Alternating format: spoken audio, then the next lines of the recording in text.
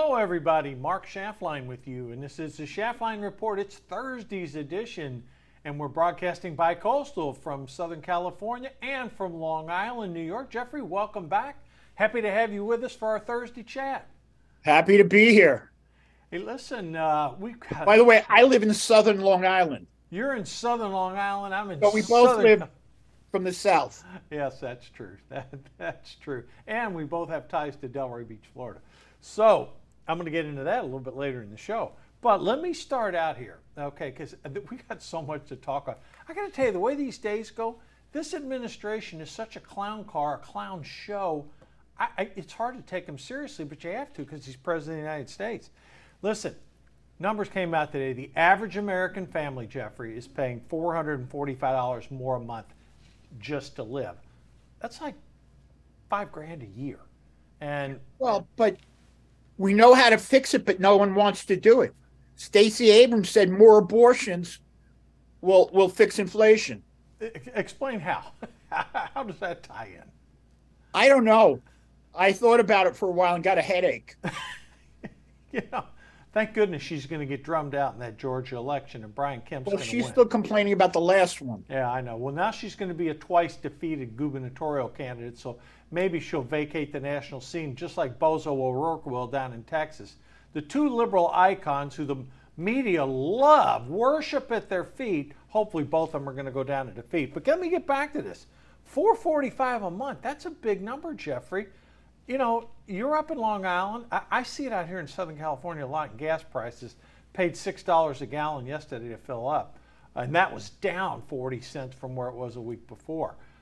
And Jeffrey, what's the impact on families? I mean, this is getting really tough and people are getting squeezed. Well, I saw something in in a Long Island paper talking about how the food banks are getting more crowded. Yeah, that's I mean, right. that's one impact. You know, the supermarkets aren't carrying as much stuff because the shelves have to be strategically packed and they got to turn over fast, Right. and that's not happening. Okay, and it's not the what we had before with the lack of delivery. It might be, but a lot of it is because they can't afford to stack the shelves. Yeah, there's problems. They can't get people to work too, supply chain issues. And a big issue here is again, gas prices came down a little in California. They're still way up from where we were 2 years ago.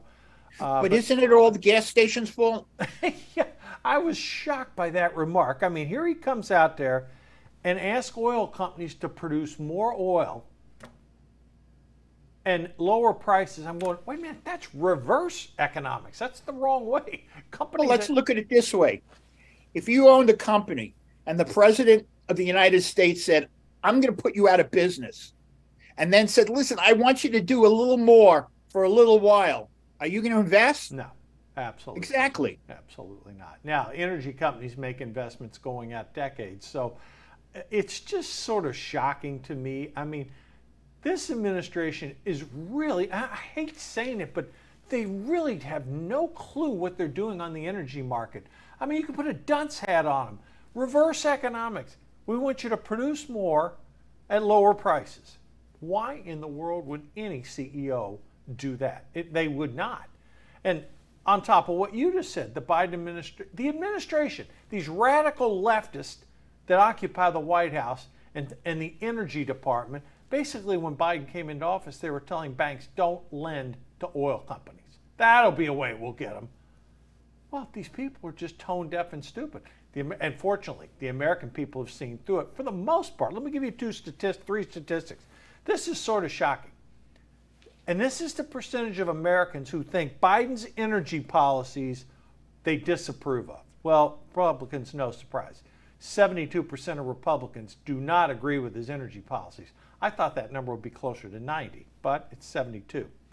Independents, right in the middle, right where you expect, but it's above 50. 54% of independents do not approve of these policies.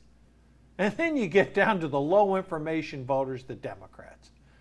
Only 15% disapprove. I'm looking at that number saying, wait a minute. Part of the Democratic base is the ones most affected by high inflation, high food prices, and high energy costs. but they want to get rid of all fossil fuels. I know, I'm not joking. I know you're not joking. They, and I know we disagree on global warming, but they think it's the world's going to end tomorrow. A lot of them do. A lot You of know, them. and I can tell you that tomorrow's Friday, so I don't think the world's going to end because I don't work on Saturday and I can sleep late. No, and what's happening here, the low information voters and their radical leftist policies, they're getting drummed out by the fact that people are paying more for a gallon of gasoline, they're paying more for heating oil, they're paying more for groceries, they're paying more for rent, their taxes are high. You know, it's no shock to me what's going to happen here and what's going to happen on election night. It's just amazing. It's starting now. Yeah, because well, yeah. a lot of America's having a big cold wave. Right. Okay. And people are not only not going to be able to afford it, but there's not going to be a lot of natural gas and things like that available. Mm. Yeah, you're telling me about a cold wave and it was 90 degrees here yesterday. Well, I know. I'm just throwing it out there. Look, as a result of Biden's policies, too, the Strategic Petroleum Reserve is now at a 40-year low. And, you know, Biden and the administration said, no, we're not playing politics here. We're trying to help the American people. Really?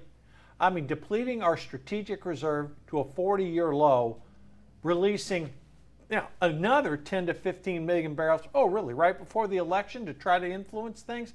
People aren't stupid, Jeffrey. They're seeing through this. You think it has anything to do with the election? Of course not. Not a Biden, the president that lies all the time about everything? No. You know, he came out and made a comment. He said, this administration is producing more oil than any time in our history, 12 million barrels a day. And I'm like, no, they're not. That's what they were doing under Trump. They've cut oil production. This is if you listen to them closely, they said that they're producing more than Trump in his first year. That is possible, not by Trump's fourth year. Trump's fourth year, we had gasoline prices around $2 a gallon, and this country was producing 12.5 million barrels of oil a day. That's not. But no reporter goes and says it. When he says, look, it went down 10 cents. See how well we're doing? Yeah. But they don't say anything. But yeah, it's double what it was before you came into office. I know, and people are seeing through it. Look, what's happening now, it's filtering through all aspects of the economy. Now, on top of that, with these interest rates going up, let me give you some housing stuff here, Jeffrey. Housing sales are down 24% year over year. Okay, now you can really sort of mold statistics in any way to make your side look favorable, but it's a mixed report. Let me share a little thing with you here. Despite the tightening, Jeffrey, the average price, meaning half sold for more, half sold for less, up 8% to $385,000. Now, folks, that number is skewed by some very high-priced sales. So the median is probably a little bit better. So that's the average price, $385,000. Okay. 1.25 million homes up for sale. That's only a 3.2 month supply. That's part of where the issue is right now. A normal balanced market on real estate would be a 6 month of inventory, but we don't have that. And Jeffrey, here's what I see is the problem. 30-year fixed rate mortgages are now 7.22. Let's say you own a house and you've built up some good equity. Do you really want to sell that house unless you're going to pay cash for your next one and go out and borrow money at 7.22? No. I don't think so. And the higher interest rates are making people buying a house more reluctant to buy a house. Right. And that's why at some places, my kids are looking for a house, and the prices that when they started looking, and between them and now, the prices have gone down. Well, prices and part are of going that is down because the interest rates are going up. Right. Yeah. Prices of homes are coming down. Interest rates are going up. That is a direct inverse correlation. That's going to happen. The only issue your kids are going to have is the supply. There's not a whole lot on the market because, again, for the reasons we just talked about, if you already own a home, and I'm not talking about people who are transferred, forced to sell. I'm just saying if you're an average person, got a house, and you're thinking, well, maybe I'm going to upgrade to a bigger house. Well, that means you're going to take on more debt. And most people don't want to take on more debt with rising interest rates. The other thing is this, and this is another problem, why it's showing up in the CPI number. If you own rental property and you've been able to raise rents, or even if you just gradually raised rents, you probably have positive cash flow on those rental properties. Do you really want to sell a rental property, take the capital gain, and try to buy another one paying higher rates? No. No, probably not. So that's why I think the housing market is problematic. At a certain point, and maybe another 75 basis point hike by the Fed, which is upcoming, housing will crack. I've already heard it among real estate agents, talking to people. They're going to bear the brunt of this first leg here. Yeah. Yeah. And I can see it with, my wife, when she's trying to fill a shopping center, like one store or another, people are really trying to negotiate her down. Oh, I see. More than before. Yeah. Yeah. Well, they probably are in a better position because she does commercial real estate, right? Right. But she knows what she has to get. So, she says, bye. And eventually she gets it rented. All right, let's get into some meat and potatoes politics here, because I know that's what our audience loves to hear. We got through the economics and the oil and the stupidity of the Democrats, but we're going to really get into here. Jeffrey, polling out today, I think it was Emerson that did it, generic ballot, Republicans +6. Now, from when you and I talked last Thursday, I've seen some generic ballot polls, +2, +1, +4. I haven't seen a +6. That is a big number from a respectable polling agency. Well, if you remember, it was really high before the summer. Yeah. And then after the Supreme Court did their abortion ruling, it started going down. But now people are seeing the inflation and it's going up again. Plus, they're realizing that the abortion ruling had nominal effect on the vast majority of people, because in overwhelming, I think, 47 out of 50 states, you want an abortion, you get an abortion. I mean, so people are real. Plus, Republicans have moderated. And if you're in a state that won't let you have one, you just go to California and they'll pay for it. Go anywhere, they'll pay for it. Doesn't matter. So it's not the big issue they thought. I talked about this earlier on my show. Only 1 in 10 Americans even care about the issue. It's like number 5 or 6 in areas of importance. But with Joe Biden's approval at 39% and that generic ballot now +6, look, we're not trying to call it too early here. We're not going to do that. But Jeffrey, momentum has clearly shifted in Republicans' favor over the past 10 days to 2 weeks. Now, is this going to be a wave, a tsunami, or is it going to be a small wave? I don't know. But clearly the trends are going in the right direction. And some of the polling's coming along too. Let's talk Pennsylvania for a minute. They had Pennsylvania, can they ever figure out how to run an election there? I mean, there was controversy at the last one. Pennsylvania is now trying to accept mail-in ballots with no date on them. And even though the court said no, they say they're going to do it anyway. Yeah, well, they're not going to get away with that one because, look, mail-in ballots are fine, but you got to have a date on them. You got to have a signature and you got to have a date. Otherwise, you got opportunities for fraud.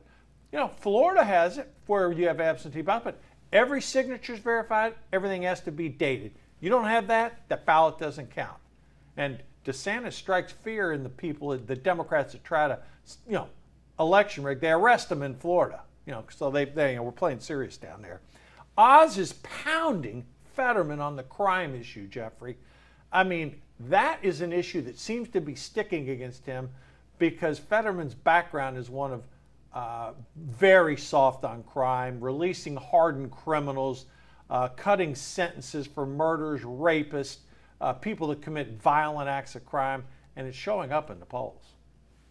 And Dr. Oz is kind of moving up a little. Yeah, Oz is. He's not there yet. He's not there yet, but we got a little bit of time to go. Same thing's happened in Georgia. Well, Herschel's tied with Warnock. I've been saying this for a couple weeks now. That race is going to go to a runoff. I mean, everybody's all hyped up about it, but again, folks, in Georgia, you have to have 50%. If no one gets 50, it goes to a runoff. Well, there's a libertarian candidate, and that candidate's going to pick up 3 or 4% in a race that's this tight, plus or minus a point. I mean, could Walker surge? Maybe, But even if he surges, I don't think he gets 50. So I'm anticipating a December runoff in Georgia. Now, I agree. yeah. Now, what effect But that? my boy running for governor in New York, he's getting closer and closer. Lee Zeldin is within 2 points of that disgusting governor, Kathy Hochul. I got to tell you something. She's among the worst. I mean, oh God, terrible. Cook Political Report, well respected, nonpartisan. They've moved the Florida Senate race. Marco Rubio debated Val Demings the other day. A lot of people felt Rubio did really well in that debate. Some Democrats tried to spin Val Demings, but it didn't work. Rubio's up by like 5-6 points in that race. I've told viewers for weeks I think Rubio's going to win the race by 3 to 4 points. Cook Political Report moved it from lean Republican to likely Republican. That's good news. Here's a shocker, though.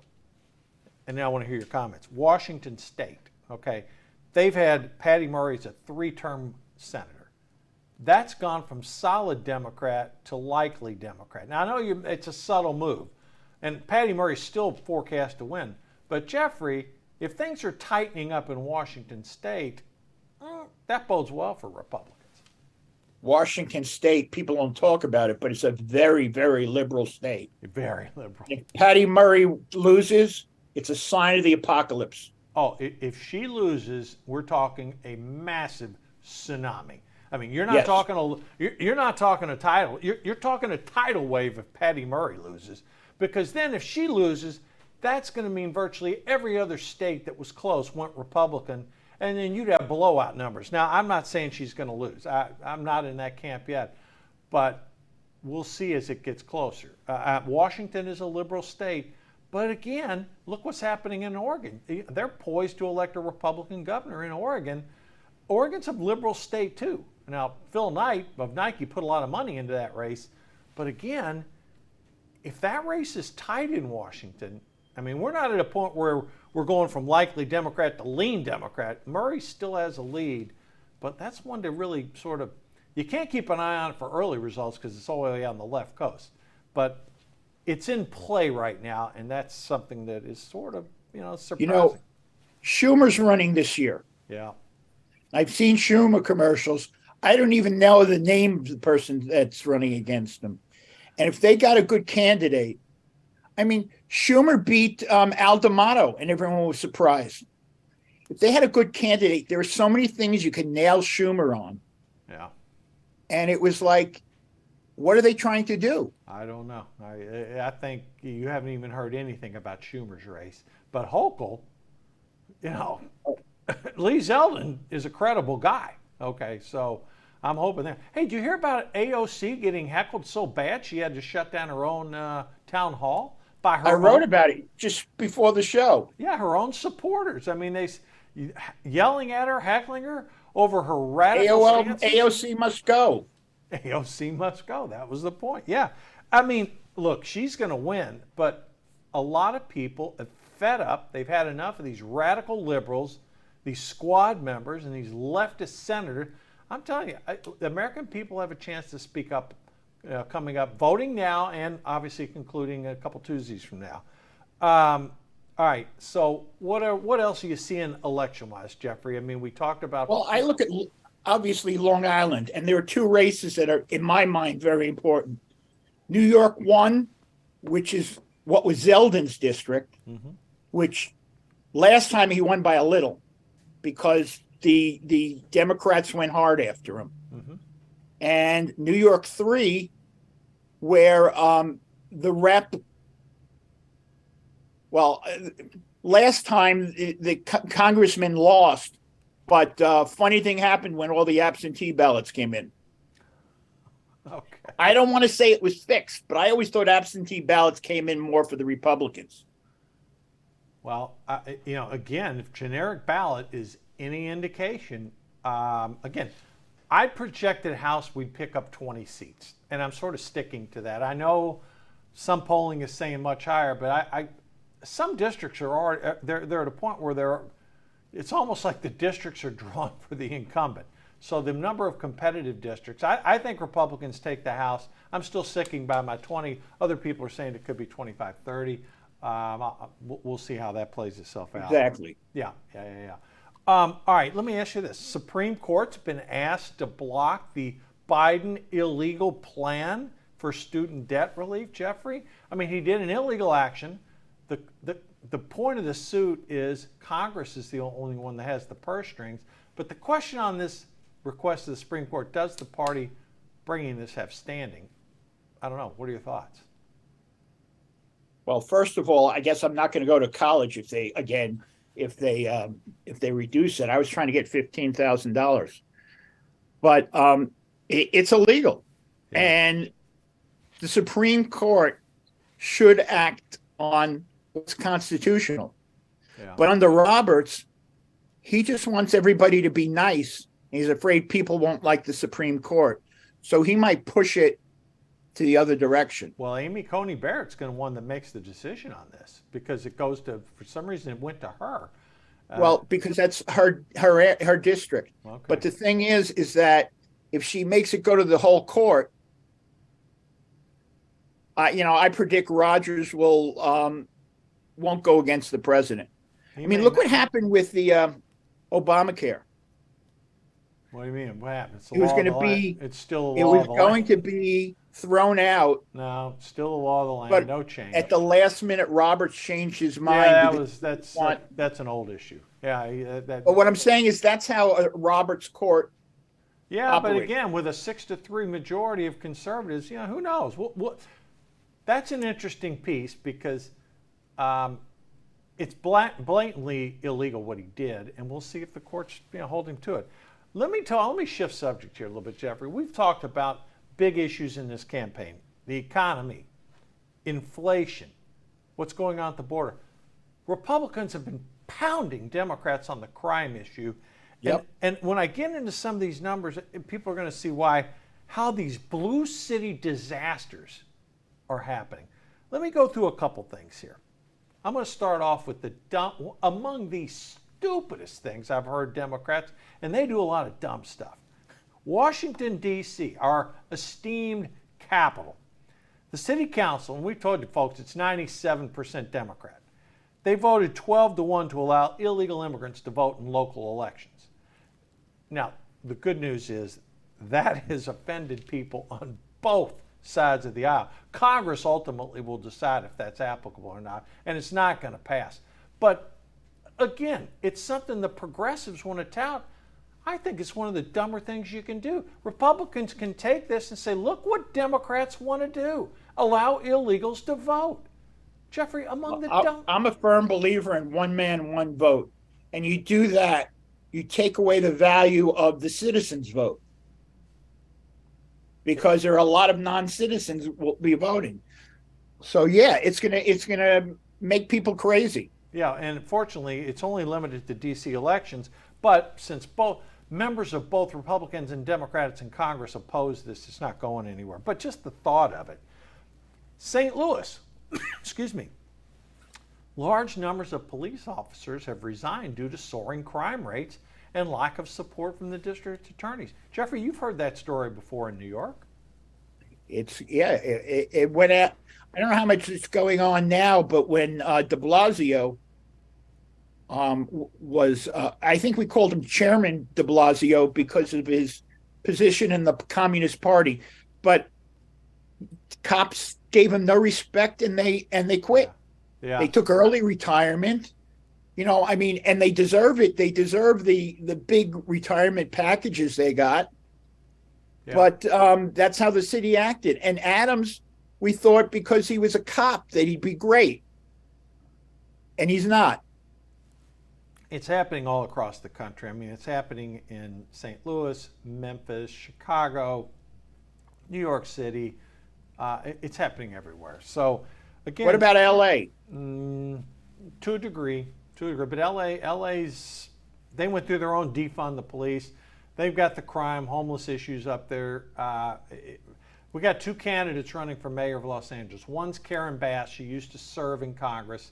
She's a lifelong Democratic hack. The other one is Rick Caruso. He's a billionaire investor, a businessman. He used to be a Republican, switched to Democrat. you have to be a Democrat to run in LA, and the race is close. I would say, I don't want to predict what's going to happen, but I would love to see Caruso win because maybe he could help clean up LA, but Karen Bass is favored right now. So no, we have some problems up in Los Angeles. It's a cesspool up there. San Francisco. This is my favorite one. I knew it would be your favorite one. They spent $1.7 million to build a toilet, a public toilet. And people are just going, what the hell's going on in that city? And you know what the city people did? They blamed inflation for it. Oh, man, that's got to be big inflation. Oh, my God. I got to tell you. Only in San Francisco. I mean. Well, do you remember when they did a hearing on the military expenses and like a hammer cost $100? Yeah. Toilet seats. This is worse. Way worse. I was wondering if they took the gold toilets out of the Trump Tower bathroom. I mean, the comments from some of these city officials, well, we had environmental delays and legal fees. I'm going, oh my God, what is going on in that city? I think another reason, though, is that if the Republicans take Congress, Pelosi's going to be gone. Yeah. And she lives in San Francisco. Good. So she needs a nice place to go. Yeah, unfortunately, she's probably going to move to Florida.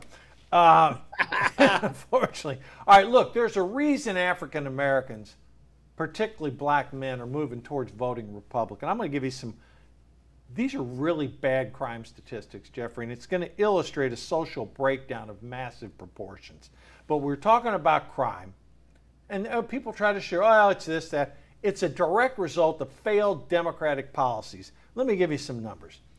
In New York, African Americans make up 20% of the population, and yet they're 72% of the victims of crime. That's insane. Nationwide, African Americans, 13% of the population, 50% of the victims of crime. No wonder they're saying these policies are insane. And on the crime piece, Jeffrey, this really want to hear it from you because it's happening, not in Long Island, but in New York City. 1% of the streets produce 25% of the crime. 5% of the streets in New York produce 50% of the crime. What the hell's going on in this city? Well, it's starting to go on Long Island, too. But what's going on in the city? It's easy because it's easy to commit a crime. I've been hearing a lot of people who go into Manhattan and they don't smell fresh air anymore, just pot. Oh, bad. I just think that people are, the leaders are reluctant to institute the things that worked under Giuliani and Bloomberg. Yeah. It's really sad because to see this happen, and this is, people try to make it a racial thing. It's not a racial thing. It's a Democratic policy piece. When you let people out with no bail, when you have liberal prosecutors not prosecuting criminals, when the criminal gets more praise than the victim, you have a breakdown of society norms on a massive proportion. This isn't. Well, that's one of the things Zeldin is promising, because in New York, the governor get rid of any DA, and he says on my first day, I'm going to get rid of the DA in New York who lets everybody go. Well, he should. It's really bad because what's really interesting when you go across demographic lines, and crime is everywhere. It's not affecting. No group is exempt from it, but it is really hurting the African American community, and it's directly tied to these horrific Democratic policies that they think they're helping. They're not. They're hurting. All right, I got that off my chest. Well, that and they're not building the big toilet in African American areas. Well, I don't know what area that's going in San Francisco. But remember a year ago, there's a big story about people defecating on the street in San Francisco. All over the place. Terrible up there. And the drugs. But now they're going to have a nice big toilet for people. It's terrible. All right. I want to shift to foreign affairs here a little bit. You wrote some articles in LidBlog over the past couple days. Let's talk about them. The Prime Minister of Britain resigned. she was advocating policies that even the conservative movement in Great Britain did not support. She lost the support of the financial community. Jeffrey, 6 weeks and she's effectively resigned until they put a new prime minister in. And they're asking the last prime minister, Boris Johnson, to come back, even though they voted him out. I don't know if that's a good idea or not. My first blush when I heard it was this doesn't sound like a good idea. But conservatives are in power in Great Britain through 2025, so that's the next time they could have an election. So, but there are good things happening there also. Their TV reception has gone much better since Prince Charles became King Charles, because he has these satellite dishes on the side of his face. I'm sorry, he's not. I'm not a fan of his. Well, I just think I think the financial issues plaguing England, Great Britain are not. They're not immune to those. I mean, nobody in the world is immune to them. They're going to have very high costs for heating oil and energy bills this winter.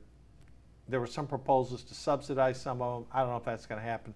But that's where the war in Ukraine is having a direct effect on what's going on. But you know what makes me crazy? Every time Biden says, well, our inflation rate is lower than other countries, it reminds me of what my mother used to say. Okay, your friend is doing this. If your friend jumped off the Brooklyn Bridge, would you? Right. Yeah, it may be 8% here in the United States. It's running at 10 in England. Let me ask you this. You wrote on LidBlog about this. That's your blog. China moving to take Taiwan sooner under Xi. Explain to our audience what you meant by that. Well, that is what Blinken said. Yeah. Secretary of State Tony Blinken. Right.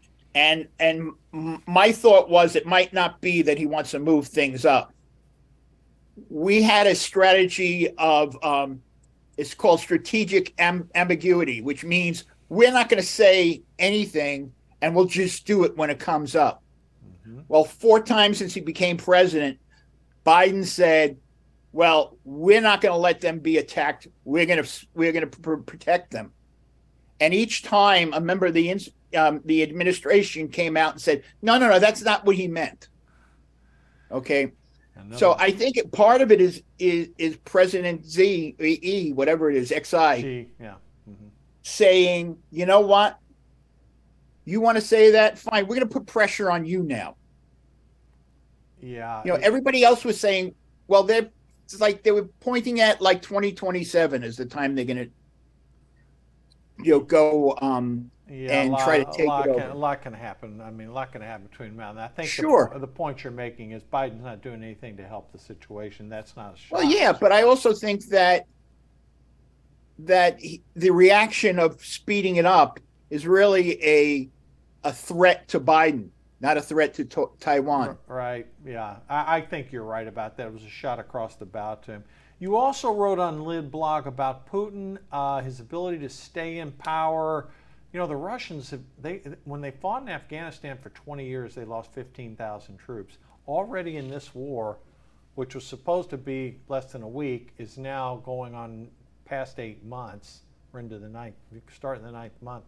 65,000 Russian troops have been killed, over 100,000 wounded. People are deserting.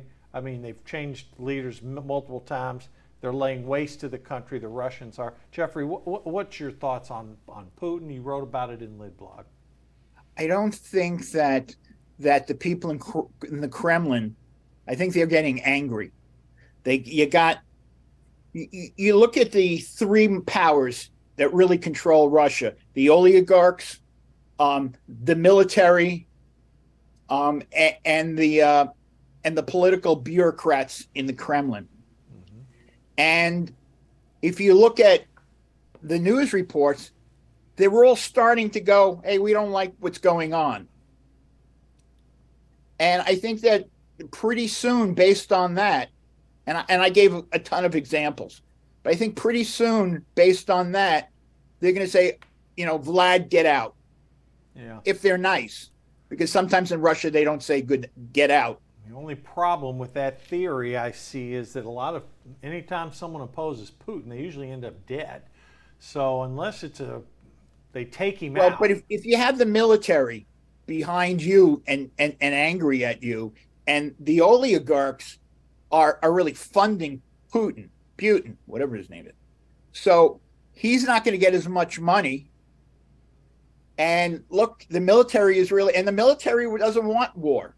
No, most militaries don't, and I wish you were correct. I suspect though it's going to take more than that because Well, look at what happened in Egypt.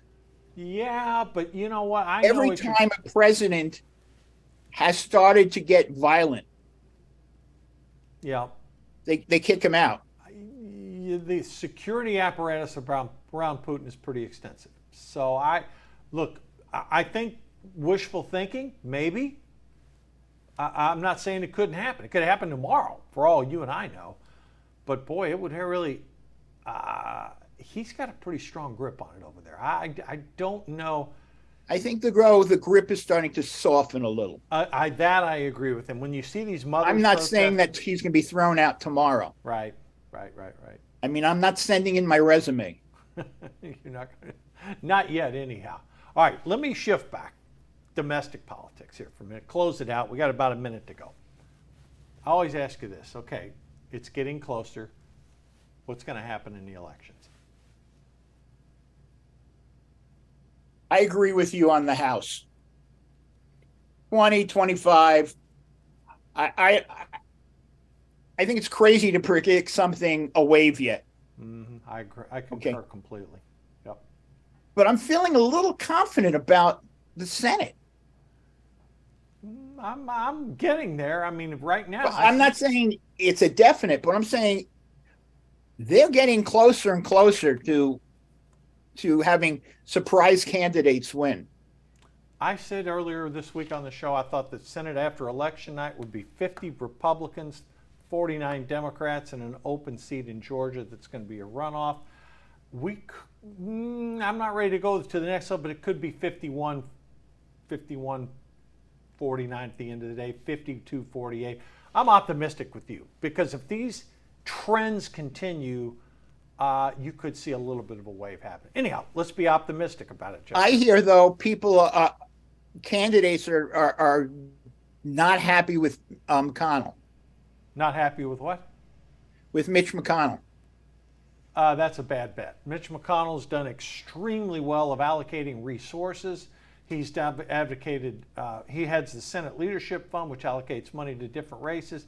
Believe me, they end up winning the control of the Senate. He has no worries whatsoever about being majority leader. Overwhelming support. I think he was a great majority leader before. Yeah, me too. All right, look, I got to close it out there. Hey, listen, next Thursday when we get together, we're going to talk. It'll be really close to Election Day then. We're going to talk about where those polls are then, what's happened between now and then, what's changed. But most of the time, what you and I have said, those prediction models we've been pretty accurate on. So, Jeffrey, have a great weekend up there in New York, and all the best to you. Yeah, we will. And folks, we'll cut through the propaganda. Everybody have a great weekend coming up. Republicans are surging. See you on Monday.